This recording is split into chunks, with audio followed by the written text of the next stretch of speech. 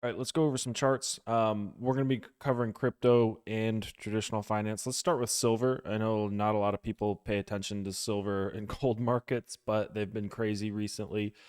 This is let's zoom out. This is something that we've been pounding the table on over at Sistine Research for a while now. This breakout in the silver gold ratio. We haven't seen anything like this since 2009, 2010.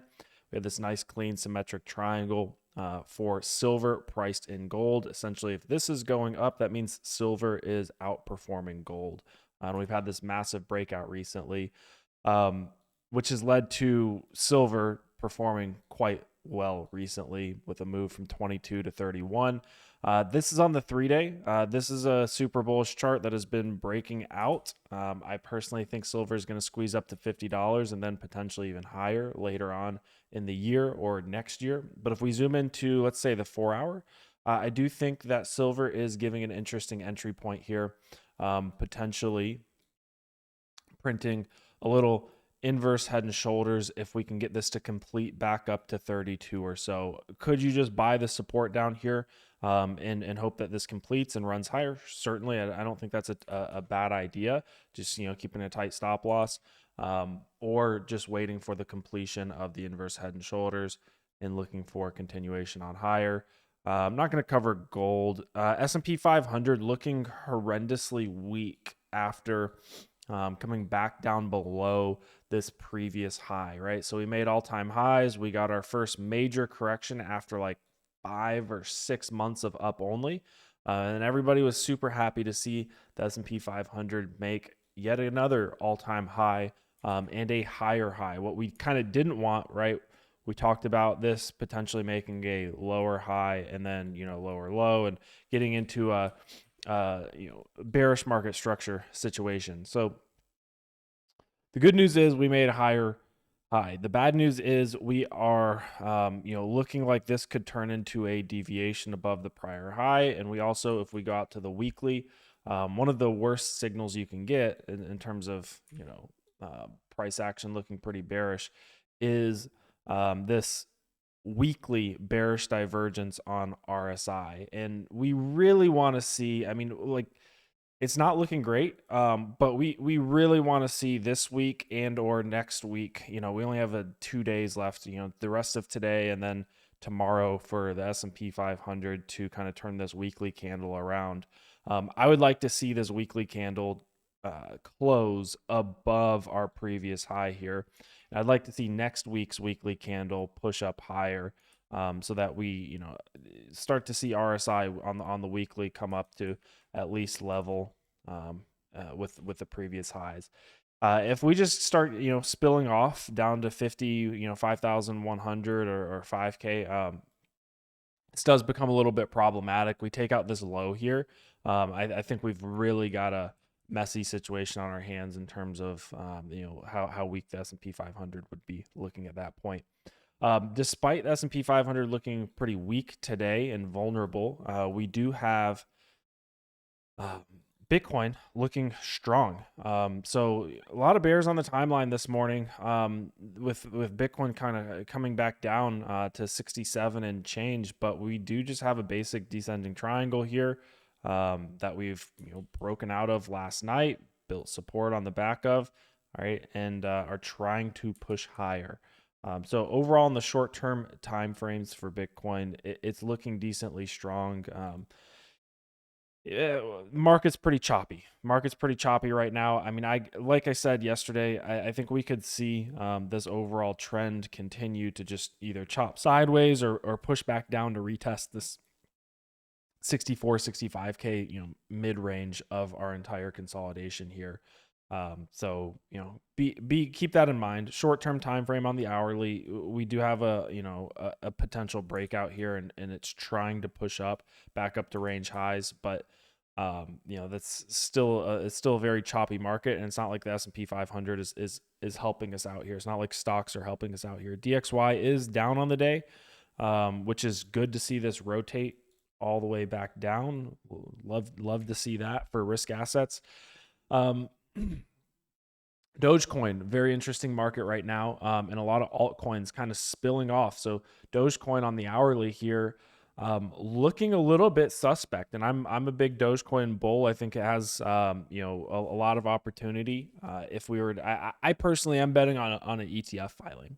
To be quite honest, I think Dogecoin is going to get an ETF filing and run through the roof. In the meantime, though, a lot can happen. It's probably going to follow Bitcoin's price action to some degree, and just be beta on Bitcoin.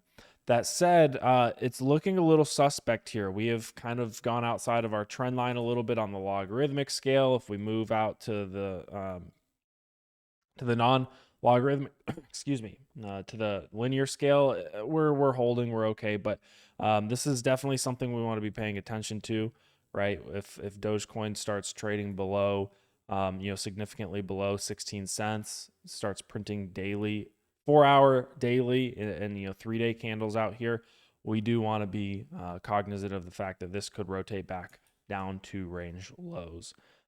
That said, it's looking fine for now. It's looking fine for now. It's trying to revalidate that trend line. Same thing with Solana. Solana looking, let's move out to the hourly. Was kind of coiling here, looking really, really nice, kind of coiling in this borderline ascending triangle pattern, trying to break through this downtrend line, looking like it was just going to pop, right? Bitcoin spilled off a little bit last night. Solana came down and swept these lows. What I will say about Solana is that if it takes out these highs now, that is super bullish, right? If it takes out, call it 174, I would say that is a very bullish pattern for Solana to have this, tight coiling, take out all the lows, then immediately revalidate and push higher. I'd be looking for a long position on Solana. I'm already technically in a long position, kind of like break even right here. I'm willing to cut it if we start, holding resistance and we don't revalidate here. But would definitely be looking to add to that long position on Solana if we can take out these prior highs. Some trade we called out a little while back in the Sistine Research Discord was this descending wedge breakout on Jasmy, which is like I believe a Japanese project that is recently, or I say recently, like as of this morning, I think news broke out that it's partnering with Apple. I don't know the exact details of that partnership, but we liked the price action here, right? We had, a nice established range low with a descending triangle into the range lows and then a breakout.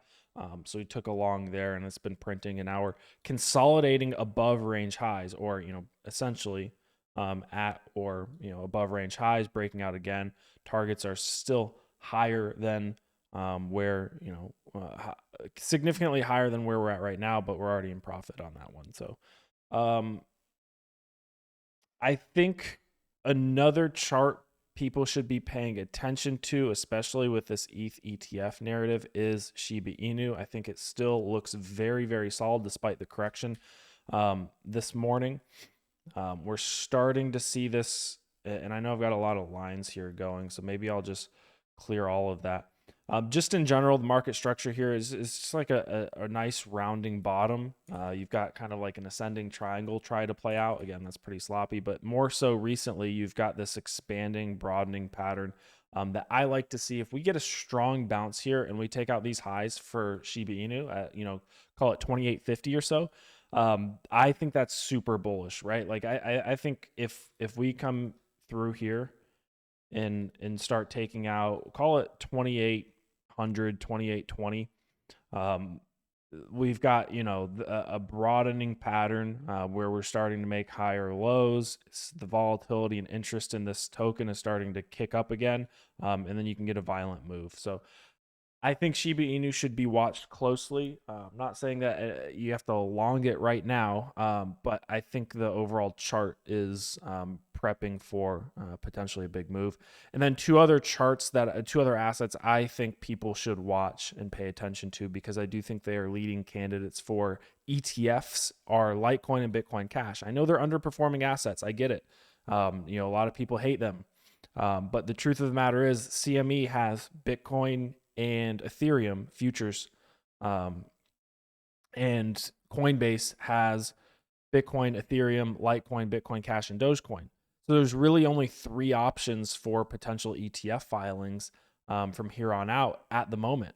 CME came out recently and said they have no plans of adding Solana futures, right? So our options are Litecoin, Bitcoin Cash, and Dogecoin for any potential future ETF filings. So I think you want to be paying paying close attention to these charts. Like even like right now, Litecoin in this nice ascending triangle, trying this morning, making an attempt this morning to break out.